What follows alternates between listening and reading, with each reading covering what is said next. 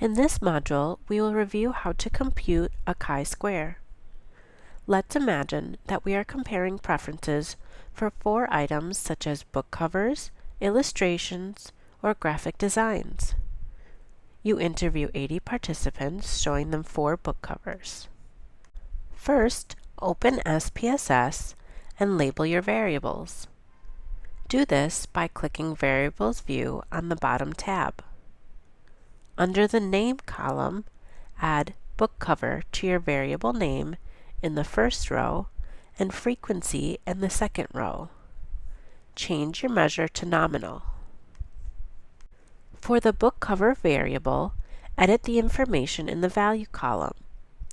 Double-click on the cell and a pop-up box will appear. Enter 1 in the value box with the label Book Cover 1.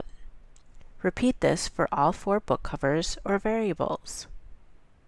Next, click on the Data View tab at the bottom of the screen. Enter the frequency value for each of the books.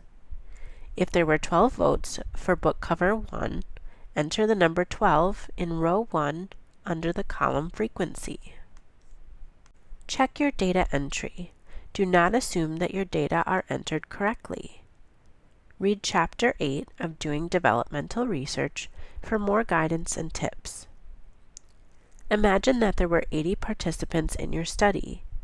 In this case, the numbers in the frequency column should add up to 80. This is one way to double-check parts of your data entry. Now recall the chi-square formula. We are looking at the frequencies, or the O observed values, and comparing these to the expected values, if the null hypothesis were accepted. Then we are adding these together, squaring them, and dividing them by the expected value to determine if our sample is significantly different from the proportions that are expected. What values do we expect? We have 80 data points, and we compare preferences for 4 book covers, so the expected value is 20, or 80 divided by 4. Now compute the chi-square in SPSS. The first step is to weight the cases by frequency. In the Data View tab, select Data, and then Weight Cases. A new pop-up box will appear. Move frequency over to Weight Cases By, and click OK. Next, compute the chi-square. Choose the Analyze tab, select Non-Metrics Tests, Legacy Dialogues, and then chi-square.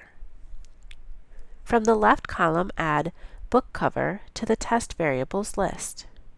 Now add the expected values. We expect each book to be equally likely. We have 80 data points and 4 book cover designs. We expect each book to receive 20 votes. So under Value, enter the number 20 4 times.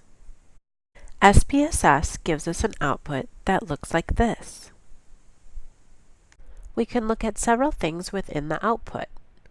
First, the residual circled in red is the difference from the observed minus the expected values from the chi-square equation. The n at the bottom is the total number of participants. Next, we see if the chi-square is significant by looking at the test statistics box. We see that in the last row, the p-value is 0.000, which is less than 0.05 and is therefore significant. The degrees of freedom is 3, and the chi-square value is 98. To write the results in APA format, you would write, a chi-square goodness of fit test was performed to determine if the 4 book covers were equally preferred. Preference for the 4 books was not equally distributed in the sample. This is the symbol for chi-square. 3 is the degrees of freedom. N is the total number of participants. 98 is the chi-square value. And P in italics is less than 0.001.